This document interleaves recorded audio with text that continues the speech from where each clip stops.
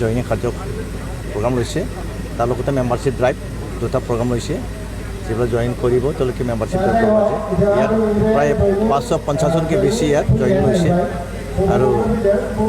আগন্তুক দিনত আমি একেলগে ইউপিপিএল চৰকাৰ আছিলোঁ যদি বিগত দিনবোৰত আগন্তুক ব্ৰিটিছ বেলেগে খেলিম বুলি আমাৰ ডিক্লেয়াৰ কৰা হৈছে আমি এতিয়া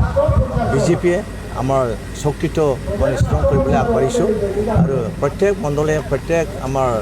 বুথ কমিটি আজি জইন কৰি আছে ইতিমধ্যে দেখা গৈছে যে বিপিএফ আৰু ইউপিপিএল কিন্তু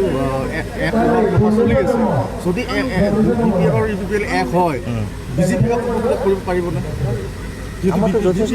আমাৰতো সমকক্ষ আমিতো ষ্ট্ৰঙে আছোঁ ছাপ'জ বি টি চিত ভোটিং যে ভোটাৰ ষ্ট্ৰেংথটো চালে গম পায় প্ৰত্যেক সমষ্টিতে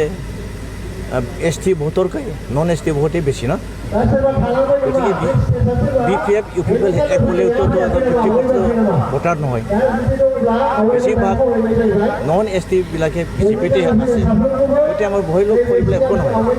কিন্তু আমাৰ ঐখাম কৈছোঁ তুলিকে যে একো পাৰি হওক আমি ঐখাম জনাইছোঁ একো অসুবিধা নহয় ইতিমধ্যে এফচিয়ে কিন্তু আহ্বান জনাইছে যে জাতীয় ছাত্ৰৰ কাৰণে দুটা দল এক হ'ব লাগে ৰাষ্ট্ৰীয় দল ইয়াক কোনো ধৰণে ঠাই দিব নালাগে কি ক'ব নাই